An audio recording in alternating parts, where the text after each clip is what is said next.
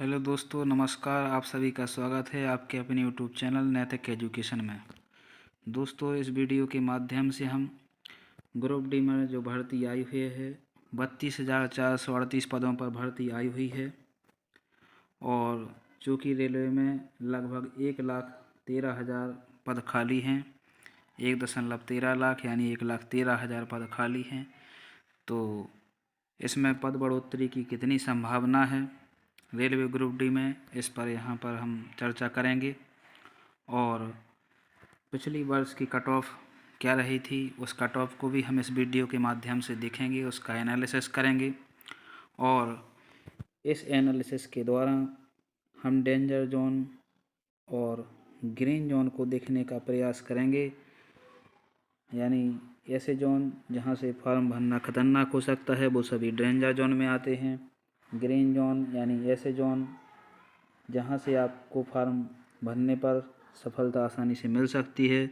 तो इन सभी बातों पर विचार करेंगे। देखते हैं दोस्तों आगे। यहाँ पे आप देख पा रहे हैं दोस्तों, लिखा हुआ है 6 साल बाद कम पदों पर भर्ती निकालने से निराशा। 2.65 लाख पद खाली, फिर भी 18% पदों पर होती भर्ती। तो लगभग 6 साल बाद ये भर्ती आई हुई है और लगभग 2,65,000 पद यहाँ पे खाली हैं रेलवे ग्रुप डी में। और आगे बढ़ते हैं दोस्तों। रेलवे ग्रुप डी आयु में छूट से राहत, खाली पदों के 30% पर भर्ती के ट्रेंड से लगभग 1,13,000 के बजाय 32,438 पदों पर भर्ती से आहत। यानी ये यहाँ पर इसका तात्पर्य है इतने कम पदों पर भर्ती होने से युवा हताश है, निराश है। और आगे बढ़ते हैं। इतिहास में सबसे कम 32,000 पदों की भर्ती ग्रुप डी लेवल 1 में वर्ष 2019 में अंतिम भर्ती हुई थी। करीब 64,000 पद थे 2019। इसके बाद लगातार भर्ती अटकी रही थी। करीब 6 साल बाद भर्ती में 1,13,000 खाली पदों की आस थी, लेकिन रेलवे ने 32,000 पदों पर ही विज्ञापित की गई। रेलवे के ग्रुप डी लेवल 1 में इतिहास में पहली बार केवल 30,000 पदों पर भर्ती हो रही है, जबकि देश में सर्वाधिक अभ्यर्थी ग्रुप डी की परीक्षा में शामिल होते हैं। रेलवे की अधिकतर भर्तियों में 30 से 50 लाख अभ्यर्थी शामिल होते हैं। रेलवे में कुल 2,65,000 यानी 2.65 लाख पद खाली हैं, फिर भी 18% पदों पर भर्ती की जा रही है। आयु गणना 1 जनवरी 2025 से, कोविड काल की छूट। तो ये राहत वाली खबर है अभ्यर्थियों के लिए। इसे विस्तार से देखते हैं। देश की बड़ी भर्तियों में शुमार भारतीय रेलवे ग्रुप डी के लिए शॉर्ट नोटिफिकेशन के अनुरूप 32,438 पदों पर भर्ती के लिए विज्ञप्ति जारी की गई। भर्ती की ऑनलाइन आवेदन प्रक्रिया भी शुरू कर दी गई। रेलवे ने इस भर्ती में आयु सीमा की गणना में अभ्यर्थियों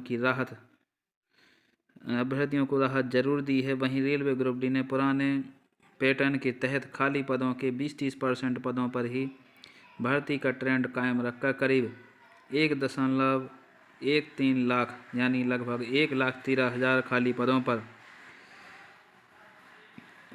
इनका 30% निकाल लेंगे आप तो आएगा 32,438 पदों पर ही भर्ती निकाली है। तो ये ना के बराबर भर्ती है। ये यहाँ पे खाली पदों का जिक्र है। यहाँ पर पॉइंट्समैन भी, सहायक ट्रैक मशीन, सहायक ब्रिज ट्रैक मेंटेनर ग्रुप 4, सहायक पीवीए, सहायक C&W, सहायक TRD, सहायक S&T, सहायक लोको शेड डीजल, सहायक लोको शेड विद्युत, सहायक परिचालन विद्युत, सहायक DL एंड AC, सहायक TL एंड AC, सहायक कार्यशाला। अब आगे देखते हैं दोस्तों इस भर्ती के बारे में और लोगों का क्या कहना है। रेलवे में खाली पदों से संचालन सिस्टम गड़बड़ाया हुआ है। अभ्यर्थियों के मांग के अनुरूप 1 लाख पदों पर भर्ती निकाली जानी चाहिए। राधे मीणा प्रदेश अध्यक्ष राजस्थान युवा बेरोजगार संघ। और आगे देखते हैं यहाँ पर दोस्तों, 6 साल के इंतजार से, सॉरी दोस्तों, 6 साल के इंतजार के बाद अब रेलवे में केवल 30% पदों पर ही भर्ती निकाली गई है। अभ्यर्थियों के लिए 1 लाख पदों पर न्यूनतम भर्ती की जानी चाहिए। अभिनव मैथ एक्सपर्ट। तो इस प्रकार से रेलवे भर्ती को लगभग मिनिमम 1 लाख के लेवल पर ले जाने का प्रयास किया जा रहा है। आपको ध्यान होगा सन 2018 में 62,000 पदों पर भर्ती आई थी, जो कि 2019 में पूरी हुई थी। इसके बाद 2019 में 1 लाख पदों पर भर्ती आई थी, जो कि 2023 में पूरी हो चुकी थी, फरवरी 2023 में। और अब उसी के अनुरूप 1 लाख, उसी ट्रेंड को फॉलो करते हुए दोस्तों यहाँ पर लगातार 1 लाख पदों की मांग की जा रही है। और अब देखना होगा कि गवर्नमेंट 1 लाख पद करती है या नहीं। अभी बीच में इस मांग के लिए ट्वीट भी लगातार किए गए थे। 1 लाख पदों की मांग को लेकर के ट्वीट भी गया था, जो कि ट्रेंडिंग में नंबर 1 पर रहा। तो इसका अच्छा रिस्पॉन्स मिल सकता है। अब आगे देखते हैं दोस्तों कि ग्रुप डी के लिए अप्लाई करते समय किस प्रकार से हमें आरआरबी का चयन करना है, जिससे कि हम ग्रुप डी में अपना सिलेक्शन ले सकें। तो देखते हैं दोस्तों। तो दोस्तों ये आप देख पा रहे हैं यहाँ पर, ये रही प्रीवियस ईयर की कट ऑफ और वैकेंसी का जिक्र किस प्रकार से, कौन से आरआरबी से किस प्रकार की वैकेंसी आई थी, उनकी कट ऑफ क्या रही। ये कट ऑफ आपको आरआरबी का चयन करने में बहुत ही हेल्पफुल रहेगी दोस्तों। तो देखते हैं, ये कट ऑफ बिल्कुल ऑफिशियल कट ऑफ है, आप डाउनलोड भी कर सकते हैं। 16 आरआरबी यहाँ पे आप देख पा रहे हैं दोस्तों। ये 16 नंबर का आरआरबी ईस्टर्न कोलकाता।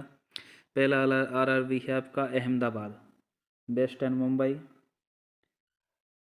तो ये वैकेंसी का जिक्र है सन 2019 की, ये 2025 की वैकेंसी। यहाँ की कट ऑफ थी जो पिछली बार 62.67 गई हुई थी।